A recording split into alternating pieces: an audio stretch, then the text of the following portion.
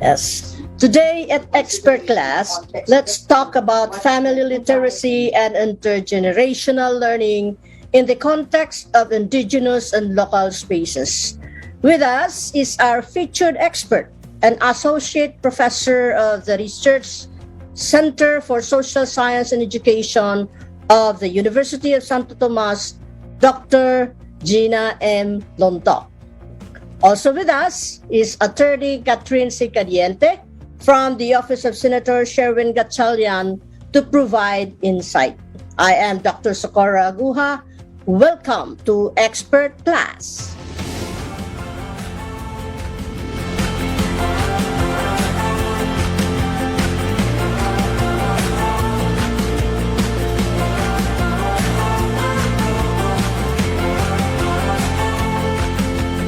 Good morning and thanks for joining us.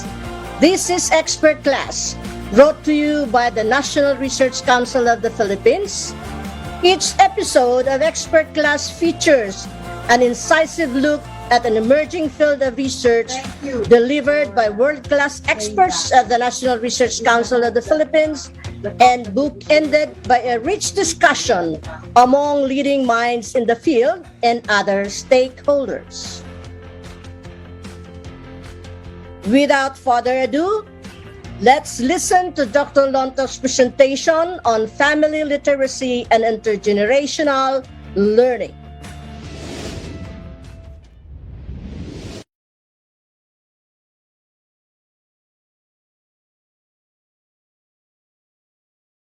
The 2030 Sustainable Development Agenda requires efforts towards sustainability by utilizing strategies to eradicate poverty, achieve food security, realize gender equity and empowerment of women, promote lifelong learning opportunities, reduce inequalities, and sustain development outcomes. Focusing on families in the context of the Filipino society, this is not limited to parent-child interaction, but also engagements that include all relatives within a household. As Filipino families continue to evolve as a unit of our society, adapting to different global challenges, that is COVID-19 pandemic, economic crisis, climate change, and migration that affect the family, one thing that remains constant is the pursuit for better lives of the family. Better lives would center around several aspirations, such as improvement in livelihood opportunities, stronger family relations, cultural preservation, and access to education. Taking on cross-sectoral perspectives, the legislation needs to highlight the role and contribution of local and indigenous knowledge in promoting family literacy and intergenerational learning. It is necessary to identify the family literacy and intergenerational learning practices that communities engage in and how these are reflected in national policies. It is pivotal that we determine how family members access, share, and produce information and explore the beliefs, perceptions, and aspirations of family members of different generations with regard to lifelong learning and family literacy. Lastly, it is useful to find out what can be learned from family members, both youth and adults, about developing and implementing cross-sectoral and interdisciplinary community-based lifelong learning programs in the country. The first solution focuses on availability of lifelong learning opportunities in communities to strengthen and preserve local and indigenous knowledge, to sustain people's livelihoods, and to create links between the family and the larger community. This depicts how economic activities are interwoven and embodied in our culture. For instance, in the recent study that we conducted in farming communities in Nueva Ecija and Pampanga, we observed that communities place value on local and indigenous knowledge practices, not only in preserving their culture, but also in sustaining their livelihoods. They have acquired indigenous knowledge from their parents or from their community. During our fieldwork, we saw one family using a wine bottle in farming. We assumed that the wine bottle was used just as any ordinary container. However, our participant, Aling Juana, explained, it is best to store the dried seeds in wine bottles. It would be best if the bottle is unwashed, as the wine or alcohol prevents formation of molds. She further added that they use the bottle to calculate the land area and the number of seeds needed per area. She said, "We need 3 of these," pointing to the wine bottle with seeds, to plant almost 1 hectare. One thing which is worth emphasizing is how they fuse their local and indigenous knowledge and scientific procedures. This is one of the themes that emerged from our data from women farmers in Nueva Ecija. This can be illustrated in the preparation of concoctions to be used on their farms. For example, farmers use crushed eggshells that they roast before combining with pure vinegar. The mixture results in liquid calcium spray that helps prevent weak stems, example eggplants. They also use the concoction in animals for stronger bones, shinier feathers, and harder eggshells. They are not documenting their livelihood practices, but believe that they would be able to pass on this local knowledge to their children through observation, hands-on participation, and consultation with a more knowledgeable individual, usually the head of the household. This is strongly linked to community development programs which aim to enable the beneficiaries to take more active roles as parents and members of municipalities and barangays. We recommend a shift in the program structure from parents' sole participation to the involvement of children and youth, with an emphasis on children, youth, and adults as active agents in knowledge creation and knowledge sharing. This also necessitates the involvement of families in the design and implementation of the sessions to ensure that barriers to their participation, such as language, motivation, interests, and activity types, are addressed. The concept that education is a pathway to socio-economic security and enhanced social mobility has perpetuated the Filipino society. Therefore, it is imperative to revisit how we position these debates in our curricula.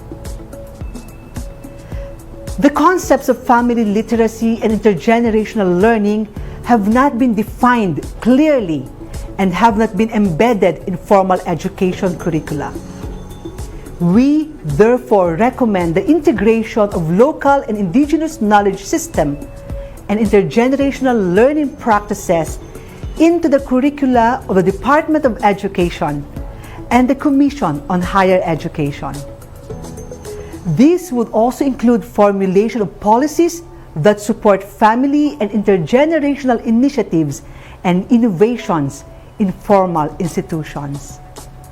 Sharma et al. 2018 emphasized that communities whose livelihoods were directly related to natural resources are undeniably a great source of indigenous knowledge. Ball and McDonald's 2015 study revealed that marginal and small-scale farmers are highly vulnerable towards the ability to cope with climate hazards. Hence, In order to adapt to these adverse conditions, farmers must have adequate indigenous knowledge to practice their farming livelihood. In the case of indigenous people involved in our study, they believe that culture should be given a strong emphasis in formal education. Their notion of culture covers the whole gamut of tribal life, from language, child rearing, selection of life partners, and subsequently marriage, education, farming, economics, business engagements, politics, law crafting and execution, public management, latest technology, building the indigenous house, social interactions within and outside their tribal spheres, and the issues surrounding their ancestral domain. They emphasize that their ancestral domain is their classroom, and through this medium, they plan to or make a transmission of their cultural practices or what they know to other people or to the younger members of their community, so that in turn they may transfer that to the next generation in line to ensure the survival of the culture of their tribe. From what we gathered, the oral tradition is very much alive. However, one of the elders told us that they were thinking of documenting their oral tradition in the written form, since the younger generations are now being educated at schools and are not serious about imbibing the cultural practices of their forebears. One of them agreed, saying, "Kapag pinasayaw sila, ang alam nila ay tala." Yung mga uso ngayon, wala na yung mga dati sa kultura. Or if you ask them to dance, they know tala, a popular contemporary song. They are not familiar with our traditional music, which is part of our culture. Moreover, according to the elders, younger people are preoccupied by modernity and civilization. One of the elders stressed the idea that there should be more homegrown teachers who know their communities and culture. She said that there were efforts from the Department of Education to integrate indigenous culture in the curriculum. At present, she is frequently requested by the teachers to act as a resource person. This is, in a way, a form of team teaching, wherein the teacher takes care of the mainstream curriculum, while the indigenous member of the community shares some indigenous practices with students. One participant recounts some of the challenges she has encountered as a resource person and translator inside the classroom. She says, "I became a bridge or guide of students and teachers of DepEd. When DepEd arrived in our community, the teacher requested me to translate some terms in Filipino to our language. To tell you the truth, I do not have any formal training. I cannot even write properly. When the teacher asked me to read ibon or bird or baboy or pig, I was confused. I did not know how to explain the words to students because in our language, buig means piglet and baboy means pig, the bigger animal. Then I also had to produce the sound of patik, a bird. Also, the term buhan has various translations. It may mean to catch or to be eaten. It is frustrating to see the confusion on the faces of the children. They seem not to understand everything that I explained to them. Therefore, further studies should be encouraged to contribute to family literacy and intergenerational learning research base. This entails looking at the existing program structure and purposes, the process of implementation, the program implementers, the nature of literacy materials, the language used, content, and creators. This also includes exploring family learning and indigenous practices in the grassroots level, and the characteristics and involvement of social actors in terms of knowledge creation and transfer. At this juncture, we explore how families could facilitate learning and the intergenerational dimensions of literacy as part of their daily activities. Adult education is key to developing intergenerational values, goals, and aspirations. Thus, it has to be integrated into the policies of both formal and non-formal education. Most people share similar aspirations, that is to see an improvement in their families' futures, leading to the development of the entire community. Even in the case of marginalized groups, they do not stop from dreaming about a better life for their descendants. Given the natural resources in their area, especially for the local community, this is entirely possible.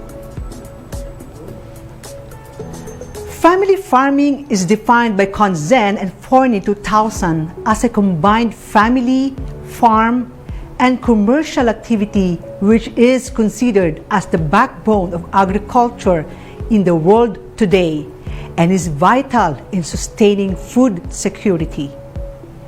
Youth's participation in community development has been deemed as one of the most significant methods in promoting the youth's active engagement in community livelihoods. Keen's study revealed that positive outcomes from the youth's involvement were connected to educational awareness and campaigns in the community. Similarly, according to Wanish Sakpong et al. 2021, the youth sector in the southern border provinces of Thailand were found to have been relying on a good school environment and family relation practices to be recognized. Thus, in return, the youth have been actively participating in community livelihood practices.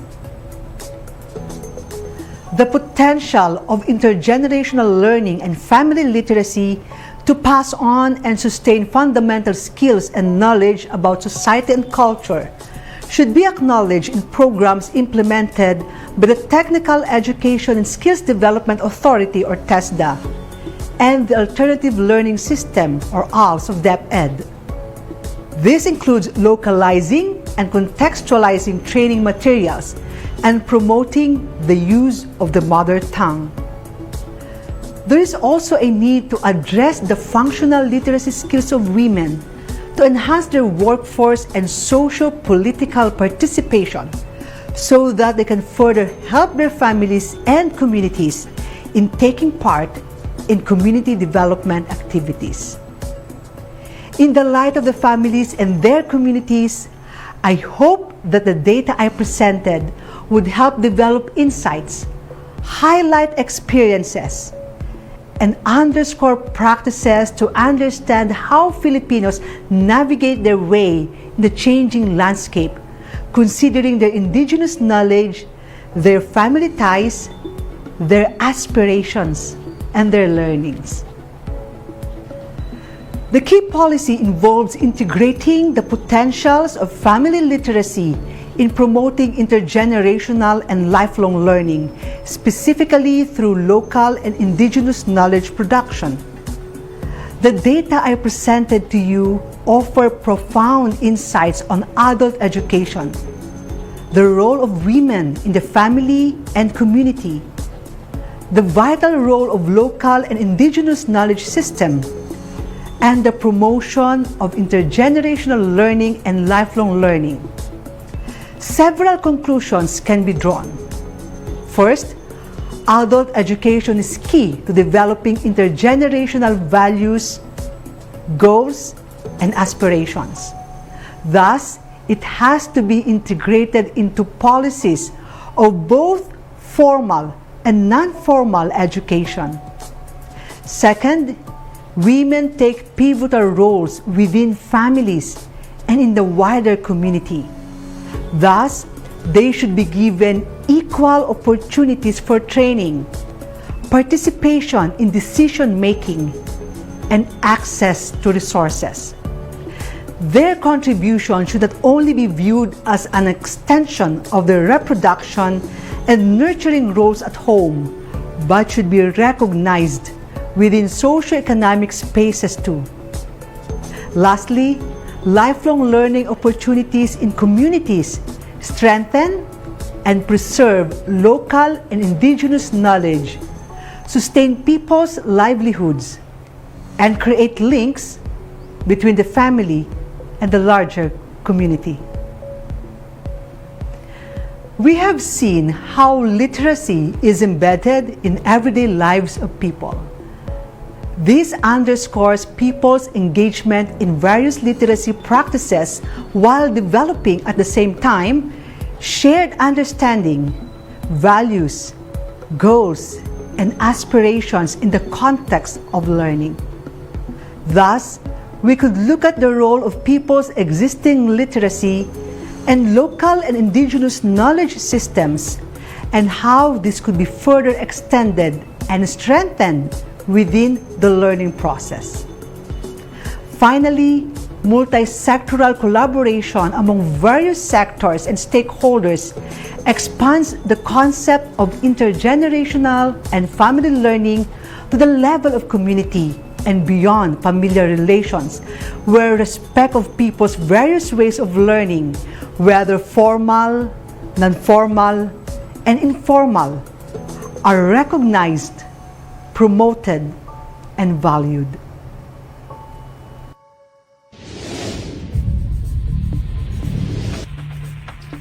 With me now is our featured expert, Dr. Gina Lontok, and our reactor, Attorney Catherine Cadiente. Doc Gina, I think you're ready with the questions. Yes, ma'am. Okay, can I have the first, if I may? Sure po. Okay, so prior to this presentation of yours, were the results of your study disseminated to the stakeholders in that community? Yes, ma'am. Actually, we have an ongoing, it is part of our ongoing engagement with them because we are practicing the participatory approach. And when we do the participatory approach or participatory framework, it doesn't mean it's just a matter of collecting data from them and with them, but we involve them from the conceptualization of the project down to the dissemination part. So there is an ongoing dialogue with the community. And then after we finish the data collection, the writing up, we consult them. We consult the elders, we consult the community leaders. So we presented the data to them before we present that to our other partner organizations. So there is an open and ongoing dialogue with them. Okay, thank you, Dr. Gina. Okay, to our Zoom viewers right now, please type your questions in the chat box, and then we will read them on air. So, Attorney Catherine, how does Dr. Lontok's research dovetail with issues that the Office of Senator Gatchalian are working on?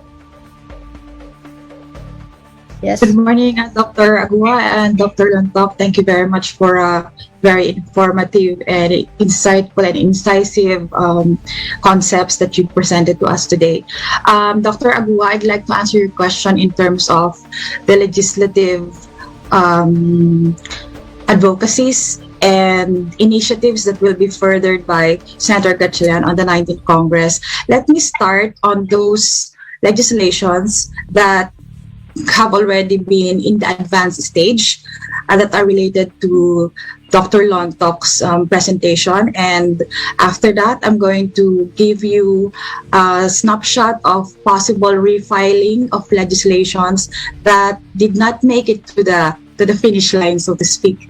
So in the presentation of Dr. Gina, she already talked about Republic Act number 11510, and that's the Alternative Learning System Act. There, we've seen how the law treated adults in the ALS availability for adults that were 18 years old and above, because there it was indiscriminate, the coverage. So all adults are qualified to enter the ALS program of the DepEd, compared that to children where we did not want ALS to become a mere option for children, because we want children of school age to be in school. So it was stricter for children, for those who are below 18, to be covered by the ALS Act. And you can see that in RA 1150, that these children need to fall under the special cases as defined under the law, so that they can be covered by the ALS Act. So adult education and lifelong learning have already been touched under the ALS Act. However, despite that, we have the following. I'd like to discuss three legislations that hopefully we can pass into law this 19th Congress, in order to complement our initiatives for adult education and lifelong learning, so that they can contribute to your theme, Dr. Gina, on family literacy and intergenerational learning. And I'm going to discuss three according to the stage in which they are, let's say, advanced already in the Senate plenary. And the first one will be the Second Congressional Education Commission, or what we call as EDCOM2. The second one is what we call as the Parent Effectiveness Service Program. In the Senate and in the House, we call it the PES. And lastly, we call it the 21st Century School Boards. Also, according to, ang billing ko po is according to how advanced they have already, these legislations have already reached the plenary stage. For the first one, that's the Second Congressional Commission on Education, we are done with the bicameral conference committee report, and we're going, both houses, both chairpersons, Senator Wing Gatchalian and Congressman Roman Romulo, will move to ratify for the Second Congressional Commission on Education when we resume session on May 23. Why did I choose this as a legislation which will help further the goals as discussed by Dr. Gina? Because under the EDCOM2, the Commission will be mandated to form standing committees. And in these standing committees, they are required to consult the National Commission for Culture and the Arts in all of their consultations. So it will be a tall order, Dr. Gina, for the goals that you have mentioned in your presentation for the NCCA, to be able to put forward your ideas and your aspirations during the consultations of the standing committees. So hopefully, after ratification when we resume session on May 23, hopefully this will get enacted into law, whether the president will sign it or it will lapse into law, since we are already in the last. We'll be able to send it to the palace in June, hopefully after ratification. And the second one is Senate Bill number 2399. I would consider this also in the advanced stage, because it has been approved on second reading in the Senate last February 2, 2022. This is the last day of our session before we had the election. We went into the election period. And when we resume session on May 23, it will be voted on third reading. This has already passed the third reading stage in the House, so we're just waiting for the Senate version. I think this will be a very effective tool, Dr. Gina. I'm not sure if you've heard about it, the Parent Effectiveness Service Program. I think that has to be explored, ma'am, in various sectors, not only in educational sectors, but of course in other fields as well. Because that is one of the issues that we saw here. When we conducted our research, some terms have to be defined, and some terms have to be problematized as well. Yes, ma'am, because the parents will now be involved in several education initiatives of the DepEd and also the DSWD. So the Parent Effectiveness Service Program is more of an expanded version of the Nanay Teacher program of the city of Valenzuela. We have expanded it to cover the formulation of learning materials also. It's not only a form of like a parental tutorial program, so to speak. So there's an involvement of the community in preparing the materials and in delivering the lessons that don't only include reading, but also include culture and other traditional practices of the community. For me, this touches more on your topic directly than the first one. So I hope we will be able to go on BICAM and pass this on and have both chambers ratify it, since nasa third reading pa lang po tayo on May 23 and we have 6 session days left. And lastly, this is a very important bill for Senator Gatchalian. We call it the 21st Century School Boards, where we have the school governing councils, which involve parents in basic education as part of the entire system of responsibility and accountability in imparting education to our children. However, we were not able to present this on the floor. It was not sponsored in plenary because the last stage was a second technical working group in the committee where it was lodged into. So those are the legislative initiatives and future legislative and actions that we hope will be able to support your aspirations in having the science culture get factored and get sustained and ingrained in intergenerational learning, using adults as primary movers for the young generation. Thank you very much, ma'am. Okay, thank you, Attorney Catherine. I don't read yet some questions popping, So I would go back to you, Doc Gina. So with the research that you have done, were there offshoots of other venues for research? First, I would like to, before I address your question, ma'am, I just would like to express my gratitude to Attorney Cadiente for sharing with us the legislative initiatives of Senator Gatchalian's office, because I think those initiatives resonate really well with our existing project. And I think in terms of linking that to your question, Dr. Aguja, I think through the help of their office, you will be able to this will open up new doors, opportunities for further research. Actually, we received some requests already for another phase of the project. Because of the pandemic, they would like to look into health literacy practices among families and in wider communities. So there are different branches of research fields and opportunities that open or that became available through this, because we are having ongoing dissemination activities as well, not only in terms of conferences, not only in terms of publication and sharing our policy, the copies of our policy brief. And I would like to share that to the office of Senator Gatchalian as well. It would be perhaps very useful for you to see our copy of the policy brief.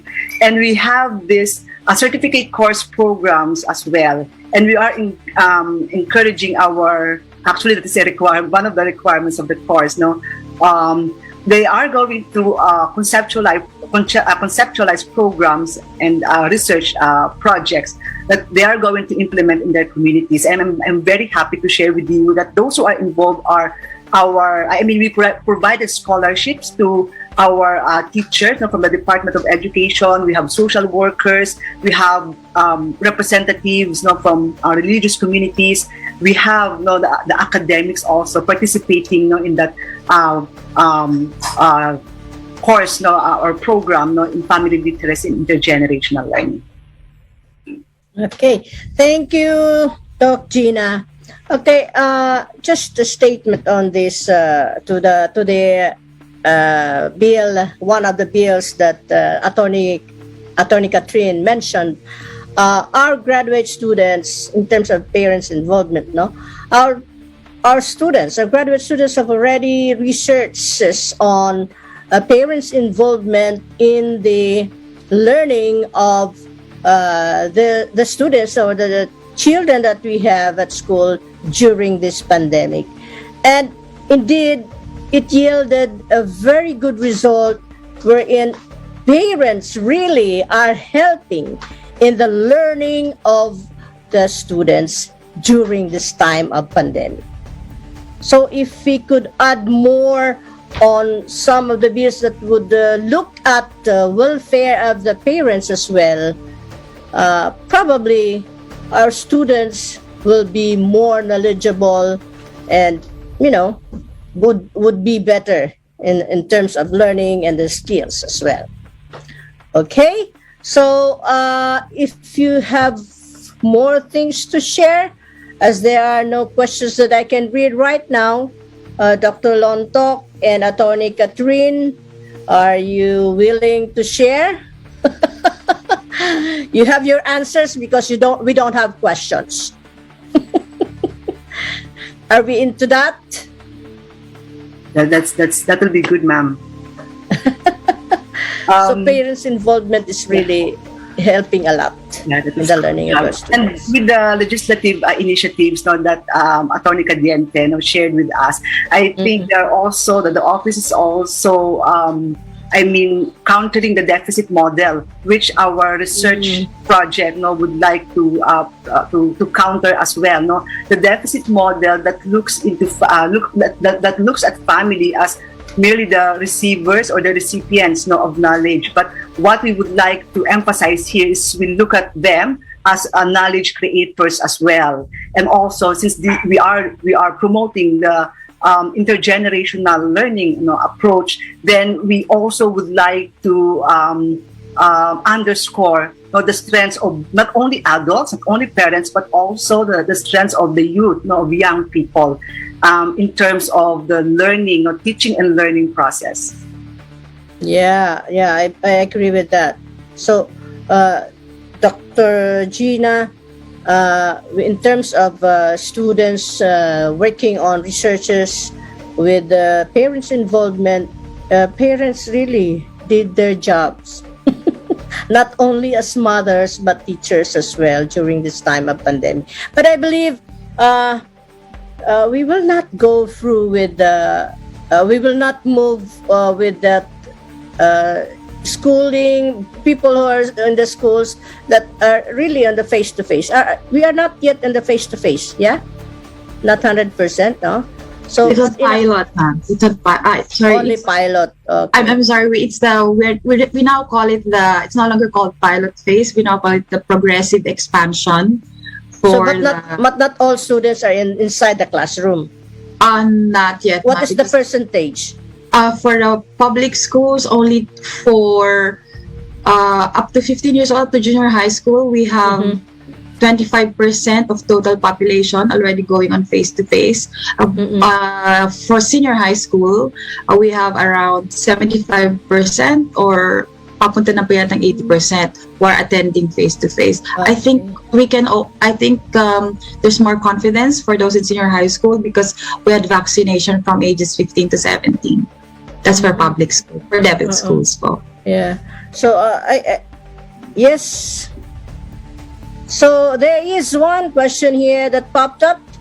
Is there a way for our schools to quantify the impact of such protocols on individual learning achievements or milestones? Dr. Gina, Attorney Catherine, can you say something about this? Any reaction to this question? I think the in terms of quantifying, because that is, I think, one of the challenges now that we really have to face. That's why we have to have multi-sectoral collaboration, because we need the help of institutions to report as well the initiatives that they are doing, because I think that is the only way that we could quantify this. There is the issue here is the monitoring and evaluation aspect of the program. First is how do really institutions adopt this, and that's why we are encouraging further research in terms of in the field of adult literacy and intergenerational learning, because like what Dr. Cadiente said, we need institutional support. So we need the support of our researcher in order to prove the benefits and also the challenges that we have to embrace when we implement this program. So in terms of partnering with institutions, with schools, I hope that they could help us in terms of establishing a stronger framework in terms of monitoring and evaluation of these initiatives or family learning practices within the institutions. Okay, thank you, Dr. Gina. Attorney Catherine, do you have something to say about it, or I will just move on? Attorney Catherine, you have something to say? Yes, Dr. Aguha, I think that Dr. Lontok will be the expert to answer that question. But since it's talking about measuring the impact, on the part of the judiciary, what we are mandated to do under the law, if ever these aspirations become part of a legislation, will be to conduct oversights to determine the impact of the effectivity. But in terms of impact backed up by numbers or data, our basis would still be coming from the agencies concerned if ever these aspirations will be legislated and implemented. Thank you, Attorney Catherine. Okay. Thank you, Attorney Catherine. On my part, okay, there's another question here. So is it possible to consolidate this research and request DepEd to integrate in the curriculum? This is a very nice question. Dr. Gina, do you have something to say?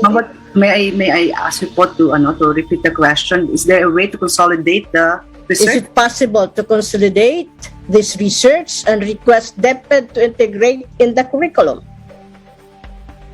Yeah, I think, ma'am, that is very possible. Actually, we have an ongoing partnership with the Department of Education, particularly the Bureau of Alternative Learning Systems. So they are very supportive of our programs. We had another project wherein we work closely with. So it is very possible, and we are really very, we are very blessed not to have the support of these partners in terms of institutionalizing our efforts. Yes. Very possible po. And the fact that we have Dr. Attorney Cadiente here, and we have the support of DepEd in our ongoing certificate course program. So those are good signs that we can do this. Multi-sectoral collaboration really is key in the success of every program that we are trying to implement.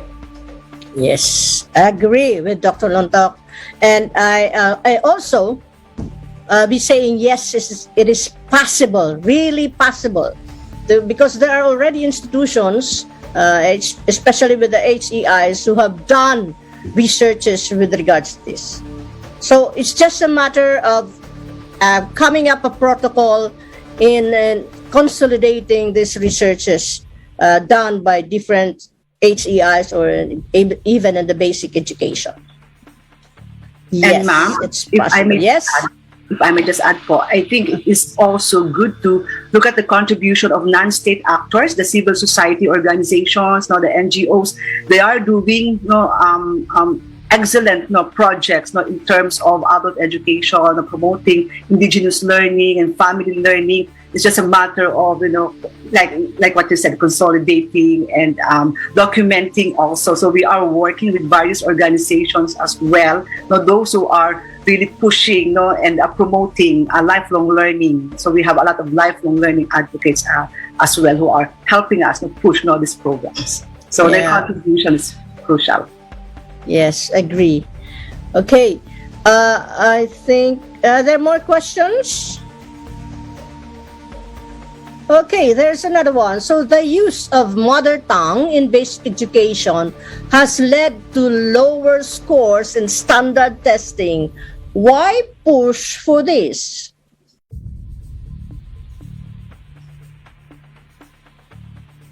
Do we really need to push, Dr. Gina?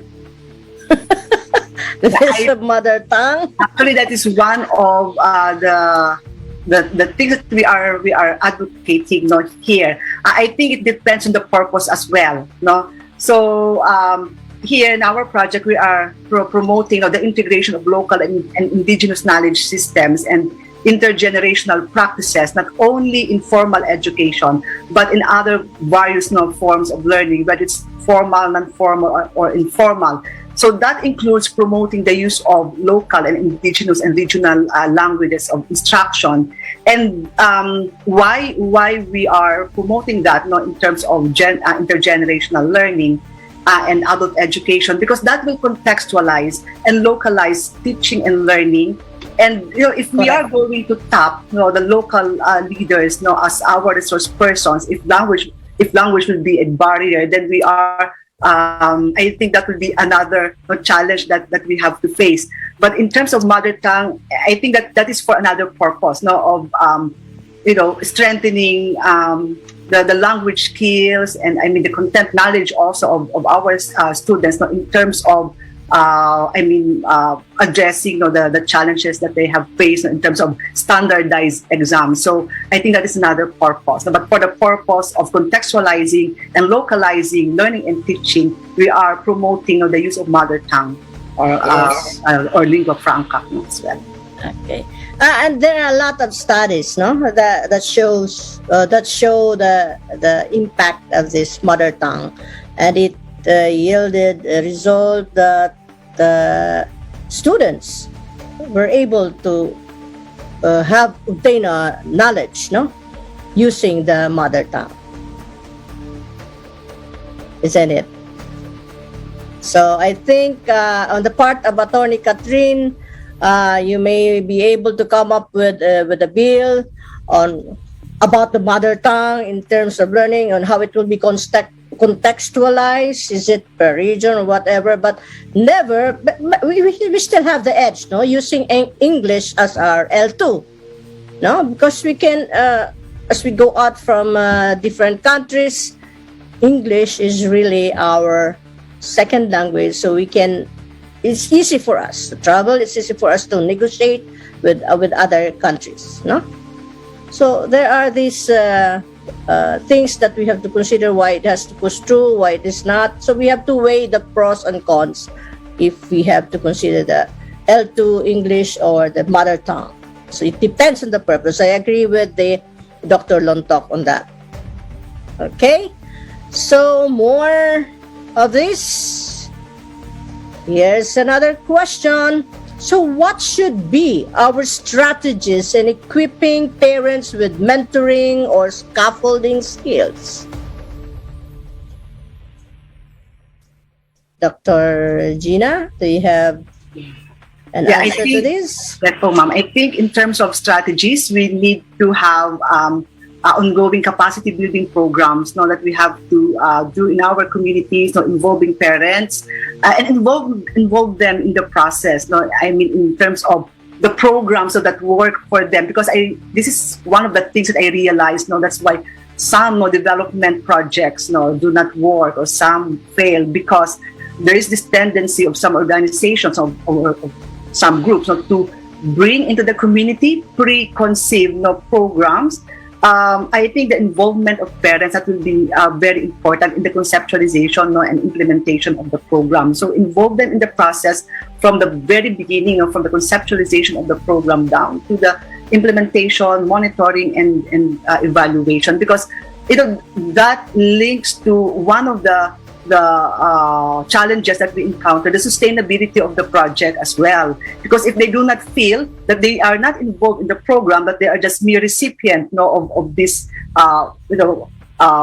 projects that we are doing, then they will not find not that relevant as well. So I think that's one of the challenges that we as educators and researchers know have to deal as well, how to make our programs relevant to our partners, to our development partners, and how to make that more exciting and more motivating for them.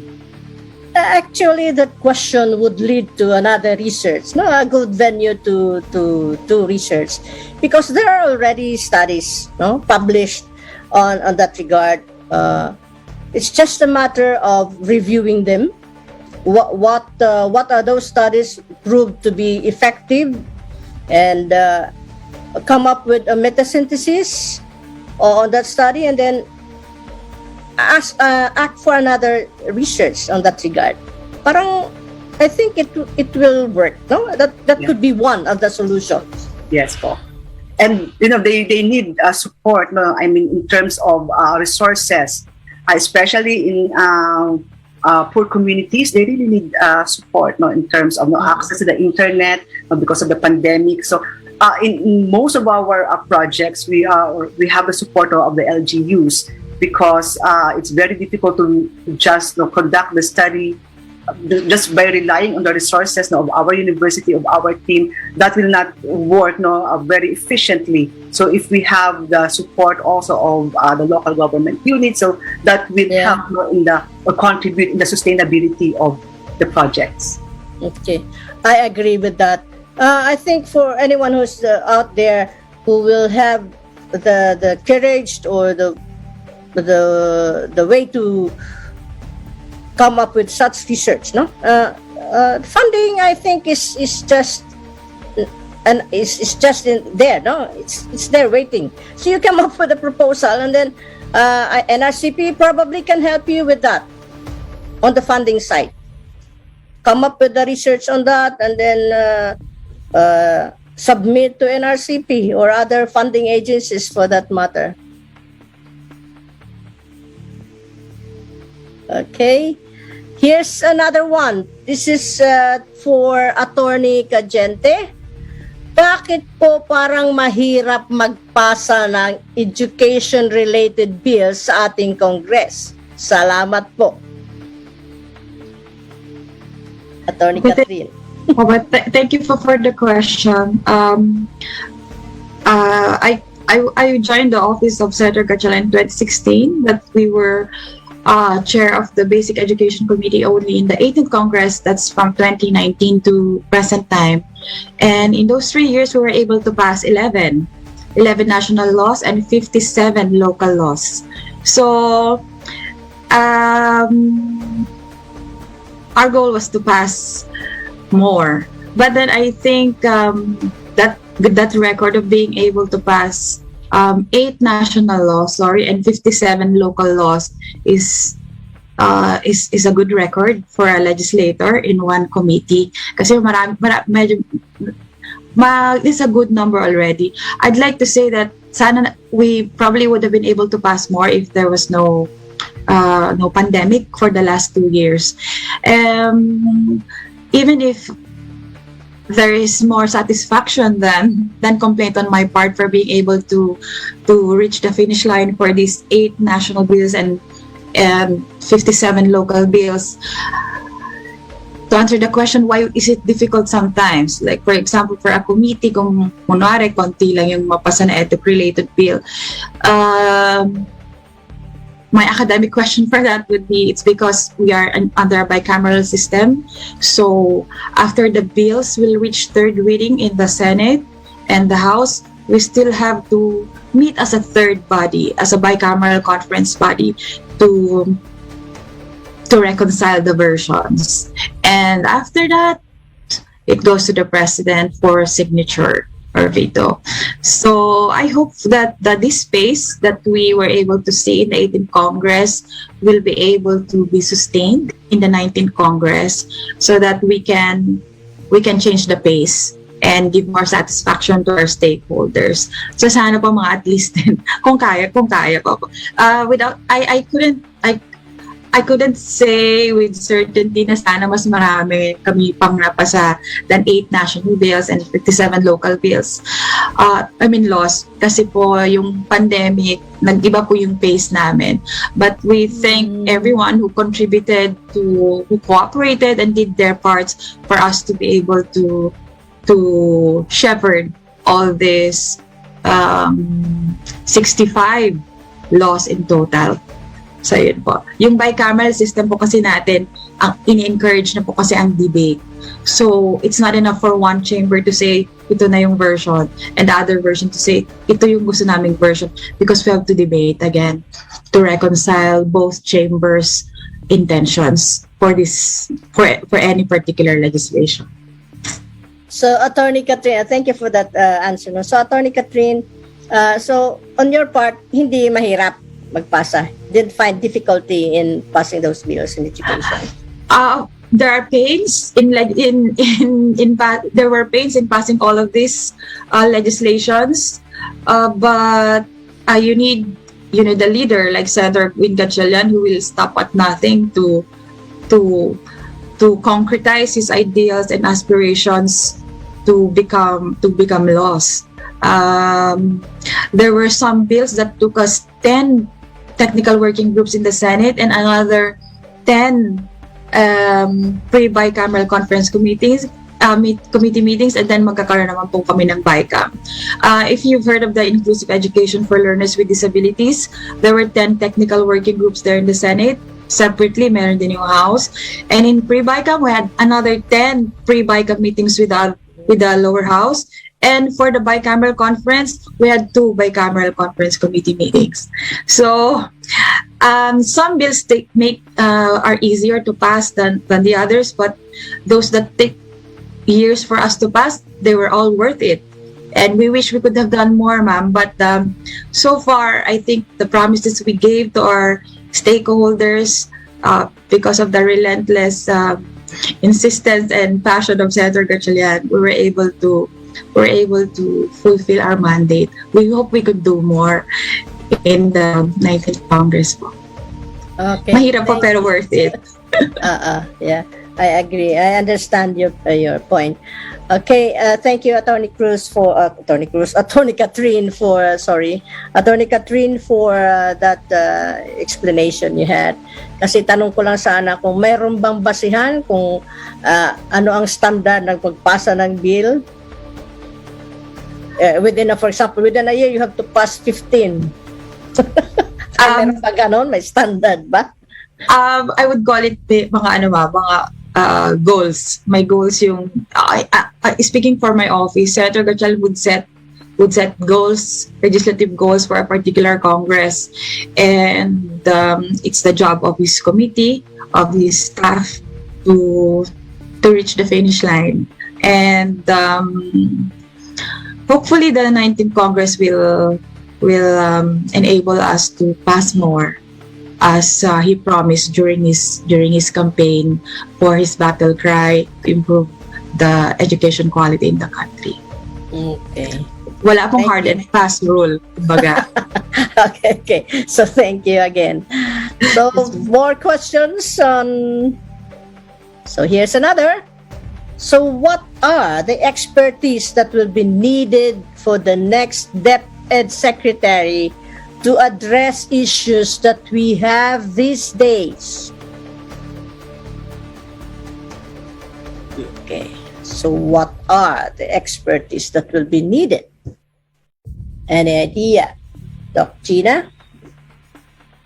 In terms of the expert, I'm not sure if this is really, covered in our research. But in terms of expertise, especially that we are promoting this intergenerational and family learning projects, we hope that the next DepEd Secretary has they have the expertise, background knowledge as well, training as well, educational qualification, that will help us address the educational needs not only of young people, but also especially actually the adults. So I hope that in terms of expertise, they have the background and experience as well, and involvement, in terms of implementing projects, conceptualizing projects that will work, in the educational sector. So the experience, educational background, preparation that they have, those qualities are very important. And of course, the person should have this open-minded attitude, who will listen really to the plight of our educators and our learners and our communities, in terms of the learning and teaching needs, of the people. Okay. My wish, for the DepEd, not even only DepEd, anybody who is into education, how I wish that every teacher will also be doing research so that in the decision making, they will have basis on it. Okay, for some questions here. Okay, another one. What should be our strategies? This is done already. This is finished. I think this was already answered. Strategies and equipping. Okay, this one.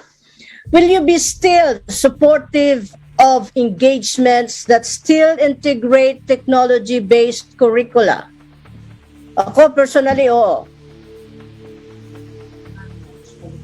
Definitely. Definitely. Yes. And this is one of the... We cannot do away with this.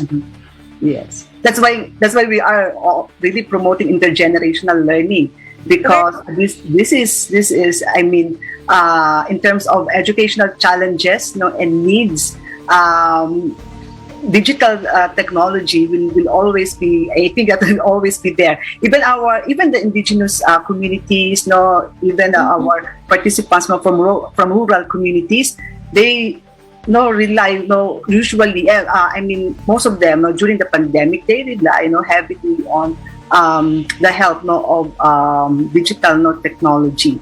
So the role of young people, in helping, the adults, to meet their digital literacy requirements or needs, that contributed a lot, in the success of our project. So yeah, I think that is crucial. Technology has made our lives easier. Okay, so umiinit pa lang po ang ating usapan, Pero kapos na po tayo sa oras, so unfortunately, we'll have to end our Q&A at this point. Huwag po kayong mag-alala. We'll collect all questions in the chat box if there are, and request Dr. Lontok to answer them after our program. Okay lang ba yun, Doc? Okay na okay po. Okay daw. So before we end our program, we have with us Dr. Marieta Bañez Sumagaysay, the Executive Director of NRCP. Doc Mayet? My pleasant morning greetings to our esteemed guests from the Department of Education, the Department of Health, officials from Barangay Bangkal, Makati, and good morning to Attorney Catherine Cagente, the Director of the Committee on Basic Education, Arts and Culture from the Office of Senator Sherwin Gatchalian. NRCP is so honored with you joining us today. Good morning to our media partners who have always been with NRCP's advocacy for evidence-based policymaking and for bringing our research results to the general public and the wider audience. Magandang umaga din po to the NRCP Governing Board headed by our President, Dr. Christine Villagonzalo, and to Dr. Maripaz Morales, NRCP Corporate Secretary and Chair of Division 1, which is the host to today's expert class online. We are also happy to have with us other NRCP Governing Board members, as well as colleagues from the DOST agencies. May I also greet our expert, Dr. Gina Lontok, our participants from various colleges and universities, high schools and vocational educational institutions. Magandang umaga po sa lahat. We hear the older family members, those from my generation and the older ones. They sigh and complain about how values they hold very dear to their hearts are getting eroded, and some even have been buried in oblivion. They reminisce about golden years of a culture they know, which is uniquely Filipino and characteristically of Philippine indigenous knowledge and practices. They fondly recall of a good old time when it was easier to transfer local knowledge and native culture to the children and to the young boys and girls. They resent how valued heritage, which are passed on and transferred by oral tradition and practices, have continuously been forgotten and marginalized. How can we ever be so alienated of our own? Surely there are influences brought by modernization, by the fourth and fifth industrial revolutions, by digitalization, and by globalization. There are pushes and pulls to this cultural phenomenon of cultural degeneration and, God forbid, a cultural decay. This is a major concern of nationhood and inclusive nation building. And today, for giving us a reminder on this potential cultural scare, we sincerely thank Dr. Lontok. Dr. Lontok presented scenarios that expectedly is putting us on our toes for action, for investigation, and for immediate intervention. She also mentioned the roles we each should play, whether as guardians against the erosion of indigenous knowledge, as well as to be dedicated promoters of family literacy and intergenerational learning, or the transfer of knowledge to future generations. Some recommendations have been put forward, and the Council hopes to contribute to cultural and heritage preservation by strengthening family relationships and transfer of indigenous knowledge and practices. There goes the suggestion that schools can be an effective instrument in attaining these goals by the inclusion of family literacy and intergenerational learning in the curriculum. We are highly certain that we will not go wrong with using and living our very own. On this note, may I once again thank Dr. Morales for hosting this expert class online. The program development officers from DepEd, thank you. To our policymakers from the two houses and their staff, and as I mentioned earlier, with us this morning is Attorney Cajente from the Office of Senator Win Gatchalian. Our very sincere thanks.